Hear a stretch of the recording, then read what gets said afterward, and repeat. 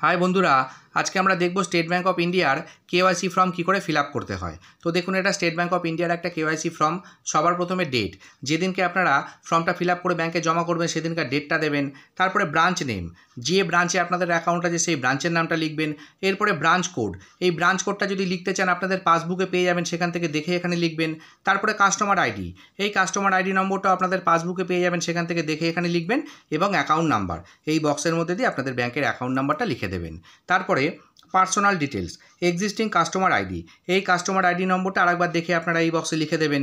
এরপরে নেম, এখানে অ্যাকাউন্ট হোল্ডারকে তার নাম লিখতে হবে। তো অ্যাকাউন্ট হোল্ডার প্রথমে আপনাদের নাম লিখবেন, একটা ঘর ছেড়ে টাইটেলটা লিখে দেবেন ক্যাপিটালে। তারপরে ম্যাডার নেম, যদি কোনো বিবাহিত মহিলা ফর্ম ফিল আপ করেন এবং তার যদি বিয়ের আগে অন্য কোনো নাম থাকে সেটা আপনারা এখানে লিখতে পারেন। এরপরে ডেট অফ বার্থ, প্রথমে দিন, তারপরে মাস, তারপরে বছর হিসাবে অ্যাকাউন্ট হোল্ডার তার জন্মের তারিখটা লিখবেন। তারপরে জেন্ডার, মেল ফিমেল ট্রান্সজেন্ডার, যেটা হবেন সেই বক্সে টিক করবেন। এরপরে মেরিটাল স্ট্যাটাস, ম্যারিড আনম্যারিড আদার, যেটা হবেন সেই বক্সে টিক করবেন। তারপরে বলেছে name of father mother spouse, যার নাম লিখবেন তার উপরে টিক করে তার নাম এবং টাইটেলটা এখানে ক্যাপিটালে লিখে দেবেন। এখানে স্পাউস বলতে যদি কোনো বিবাহিত মহিলা ফর্ম ফিল আপ করেন এবং তিনি তার হাজব্যান্ডের নাম লিখতে চান, সেক্ষেত্রে স্পাউসে টিক করে তার নামটা এবং টাইটেলটা এখানে লিখে দেবেন। আচ্ছা, এরপরে বলেছে নাম্বার অফ ডিপেন্ডেন্ট, মানে আপনার ওপরে পরিবারে কজন সদস্য নির্ভর করে, যদি করে থাকে তাহলে সেই সংখ্যাটা লিখবেন, না হলে ব্ল্যাঙ্ক ছেড়ে দেবেন। তারপরে ইললিটারেট, মানে অ্যাকাউন্ট হোল্ডার কি অশিক্ষিত, যদি হ্যাঁ হয় তাহলে ইয়েসে টিক করবেন, আর যদি না হয় তাহলে নোতে টিক করবেন। আর যদি ইয়েসে টিক করেন, এখানে লেখা আছে ইফ ইয়েস আইডেন্টিফিকেশান মার্ক, তাহলে অ্যাকাউন্ট হোল্ডারে এখানে আইডেন্টিফিকেশান মার্ক লিখতে হবে। তার কোথাও কোনো দাগ আছে কিনা বা কোনো কাটার চিহ্ন আছে কিনা সেগুলো আপনাদের এখানে মেনশান করতে হবে। তারপরে বলেছে name of guardian in case of minor, যদি অ্যাকাউন্ট হোল্ডারের বয়স 18 বছরের নিচে হয় সেক্ষেত্রে এখানে একজন গার্জিয়ানের নাম লিখতে হবে। তারপরে বলেছে রিলেশনশিপ উইথ গার্জিয়ান, যার নামটা এখানে লিখবেন তার সাথে অ্যাকাউন্ট হোল্ডারের কী সম্পর্ক আছে সেটা আপনাদের এখানে লিখতে হবে। তারপরে ন্যাশনালিটি, এখানে ইন্ডিয়ান, এই বক্সে টিক করবেন। আর আদার হলে কোন কান্ট্রি থেকে সেটা আপনারা এখানে লিখবেন। তারপরে অকুপেশান, এখানে দেখুন সার্ভিসের মধ্যে আছে private sector, public sector, government sector, এবং আদারে আছে professional, self employed, retired, housewife, student, business, যেটা হবে সেই বক্সে টিক করবেন। আর যদি এর মধ্যে আপনাদের কাজ না পড়ে তাহলে এখানে নট ক্যাটাগরি, এই বক্সে টিক করে আপনাদের কাজটা কী সেটা আপনাদের এখানে মেনশন করতে হবে। এরপরে মান্থলি ইনকাম, মানে মাসে আপনারা কত টাকা ইনকাম করেন। আমি আপনাদের দেখানোর জন্য এখানে 15,000 টাকা লিখেছি, আপনাদের যেটা হবে সেটা এখানে লিখবেন।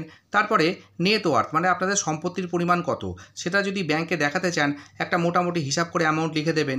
তারপরে source of income, salary, business, agriculture, investment income, pension, other, যেটা হবে তার পাশে টিক করবেন। তারপরে রিলিজিয়ান, হিন্দু, মুসলিম, খ্রিস্টান, শিখ, যেটা হবে সেই বক্সে টিক করবেন। আর এর মধ্যে যদি না হয় তাহলে আদারে টিক করে সেটা আপনারা এখানে লিখে দেবেন। তারপরে category, general, OBC, SC, ST, যেটা হবেন সেই বক্সে টিক করবেন। তারপরে পার্সন উইথ ডিসএবিলিটি, মানে এখানে বলতে চেয়েছি অ্যাকাউন্ট হোল্ডার কি প্রতিবন্ধী, যদি হ্যাঁ হয় তাহলে ইয়েসে টিক করবেন, আর যদি না হয় তাহলে নোতে টিক করবেন। আর যদি হ্যাঁতে টিক করেন তাহলে কী ধরনের প্রতিবন্ধী, চোখের প্রবলেম আছে না শারীরিক অন্য কোনো সমস্যা আছে, সেই বক্সে আপনাদের টিক করতে হবে। তারপরে বলেছে education qualification, below SSC, SSC, HSC, graduate, post graduate, যেটা হবেন সেই বক্সে টিক করবেন। মাধ্যমিকের কর, মাধ্যমিক, এইচএস, গ্র্যাজুয়েট, পোস্ট গ্র্যাজুয়েট, যেটা হবেন সেই বক্সে টিক করে দিলেন। এরপরে বলেছে অর্গানাইজেশন নেম, মানে যদি আপনারা ব্যবসা করেন তাহলে আপনাদের সংস্থার নাম কি। তারপরে ডেজিগনেশন, আপনি কি পোস্টে আছেন সেটা এখানে লিখতে হবে। তারপরে নেচার অফ বিজনেস, মানে কী ধরনের বিজনেস সেটা আপনাদের এখানে মেনশান করতে হবে। তারপরে বলেছে যে এখানে টিক করতে হবে বক্সগুলোর মধ্যে। প্রথমে বলা আছে আপনি কি কোনো পলিটিক্যাল পার্সন বা আপনি কি কোনো পলিটিক্যাল পার্সনের কারোর সাথে যুক্ত আছেন, যদি থাকেন তাহলে এই বক্সে টিক করবেন। আর যদি এর মধ্যে কোনোটাই না হয় তাহলে আপনারা এই নানের বক্সে টিক করবেন। তারপরে বলেছে কান্ট্রি কোড, এখানে আইএন লিখবেন।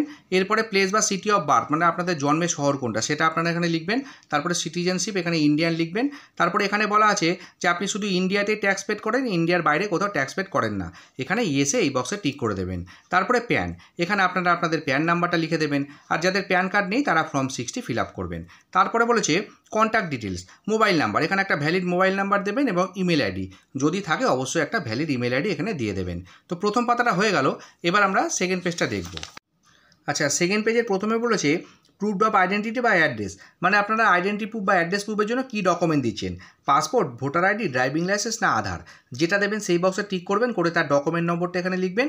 আর যদি পাসপোর্ট বা ড্রাইভিং লাইসেন্স দেন সেক্ষেত্রে ইস্যু ডেট এবং এক্সপায়ারি ডেট এখানে মেনশন করে দেবেন। তারপরে অ্যাড্রেস ডিটেলস, কারেন্ট বা পার্মানেন্ট অ্যাড্রেস, তো পার্মানেন্ট এখানে টিক করবেন, করে অ্যাড্রেস টাইপ রেসিডেন্সিয়াল এখানে সিলেক্ট করবেন। তারপরে অ্যাড্রেস, এই দুটো লাইনের মধ্যে দিয়ে আপনাদের পার্মানেন্ট অ্যাড্রেসটা লিখে দিলেন। তারপরে সিটি ভিলেজ লিখবেন, ডিস্ট্রিক্ট লিখবেন, স্টেট লিখবেন এবং এলাকার পিন নম্বরটা এখানে লিখে দেবেন। তারপরে বলেছে অ্যাড্রেস ডিটেলস করসপন্ডিং বা লোকাল অ্যাড্রেস। অনেক মানুষ এরকম আছেন যাদের পার্মানেন্ট অ্যাড্রেস আলাদা এবং বর্তমানে তারা অন্য জায়গায় থাকেন, সেক্ষেত্রে আপনারা লোকাল অ্যাড্রেস এখানে টিক করবেন, করে অ্যাড্রেস টাইপ এখানে রেসিডেন্সিয়াল সিলেক্ট করবেন, করার পরে আপনারা বর্তমানে যেখানে থাকেন সেই লোকাল অ্যাড্রেসটা এখানে লিখে দেবেন।